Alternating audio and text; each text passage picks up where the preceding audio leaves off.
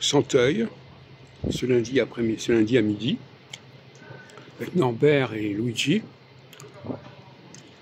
qui a été perturbé par l'arrivée d'un type qui a commencé à raconter sa vie sans faire attention à ce que nous faisions. Ça, c'est quelque chose d'inacceptable. Justement, on parle du viol. Il y a différents types de viol.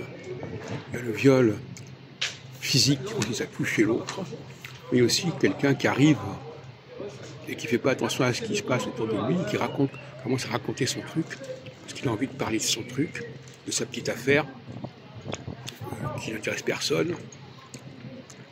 Et ça illustrait bien notre propos, qui était un propos freudien aujourd'hui. Freudien parce qu'on parlait du ça et du surmoi, et freudien aussi parce qu'on parlait de la dialectique Eros-Thanatos. Les pulsions de mort, les pulsions de vie, les pulsions de mort qui font que nous avons besoin. La mort, c'est pas simplement le fait de tuer, c'est le fait de terminer quelque chose, de finir quelque chose, d'achever quelque chose.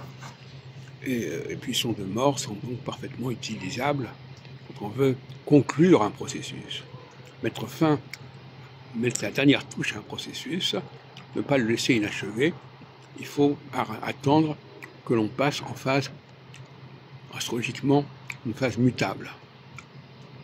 Quand en revanche on veut que quelque chose se continue, se poursuive, eh bien il faut qu'il se relance, il faut attendre une phase cardinale. Voilà un peu les...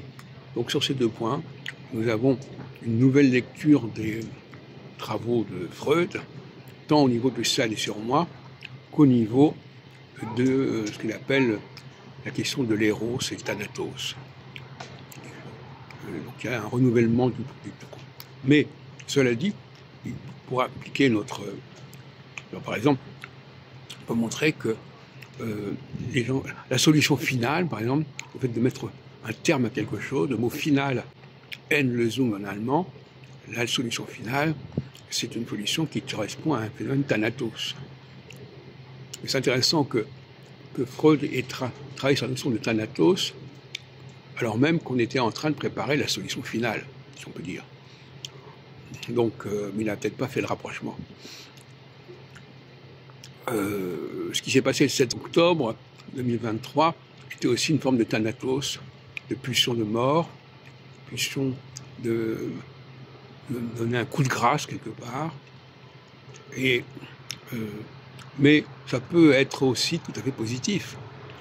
Quand on veut que quelque chose arrive à sa conclusion, à son expression finale, de façon positive et pas forcément négative, eh bien, il faut profiter des phases mutables.